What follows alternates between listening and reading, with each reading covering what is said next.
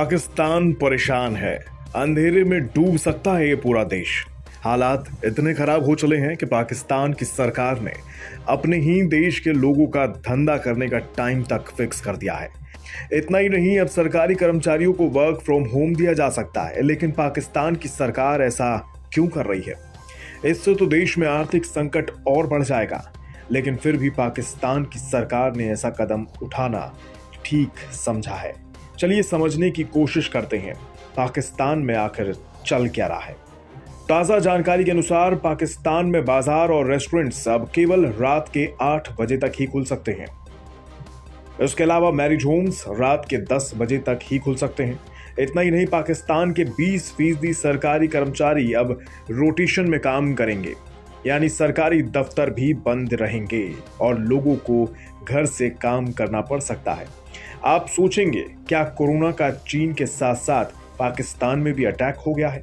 जी नहीं, सरकार के इस फैसले के पीछे कोरोना नहीं है, बल्कि इस फैसले की वजह है बिजली का संकट। जी हाँ, पाकिस्तान पावर क्राइसिस से जूझ रहा है।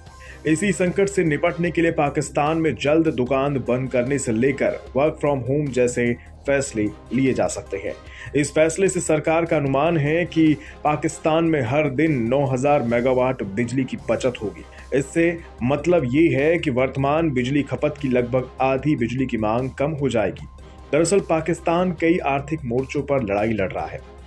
अपने तेल आयात का भुगतान करने से लेकर बिजली की मांग को पूरा करने के लिए पाकिस्तान संघर्ष कर रहा है, क्योंकि वर्तमान स्थिति में पाकिस्तान का विदेशी मुद्रा भंडार भी घटकर लगभग 6.7 बिलियन डॉलर ही रह गया है। ये विदेशी मुद्रा भंडार कुछ आयात करने के लिहाज से सिर्फ 1 महीने के लिए ही काफी होगा। लेकिन पाकिस्तान में ऐसे हालात पैदा कैसे हुए?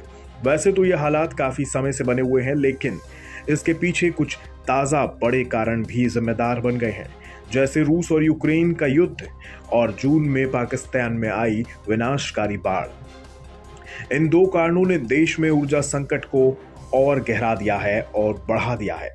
आप कहेंगे, रूस और यूक्रेन युद्ध का क्या रोल है पाकिस्तान के बिजली संकट में? इसके लिए आपको पाकिस्तान के बिजली आपूर्ति के सोर्सेज को समझने की जरूरत है। दरअसल पाकिस्तान में बिजली आपूर्ति का सबसे बड़ा सोर्स 35.2% के साथ ऑयल है। उसके बाद नेचुरल गैस और न्यूक्लियर जैसे सोर्सेज से पाकिस्तान में बिजली की आपूर्ति की जाती है। अब क्योंकि पाकिस्तान में तो तेल निकलता नहीं, इसलिए रूस और यूक्रेन युद्ध इस क्राइसिस में एक अहम रोल अदा कर रहे हैं।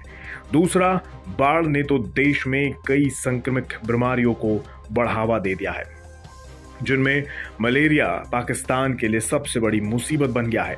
फिलहाल पाकिस्तान को इस इकोनॉमिक क्राइसिस से निकलने के लिए दूसरे देशों की मदद की जरूरत है, जिसमें IMF और अरब देशों से लेकर वर्ल्ड बैंक और एशियन डेवलपमेंट बैंक तक सबसे मदद की दरकार कर रहा है पाकिस्तान।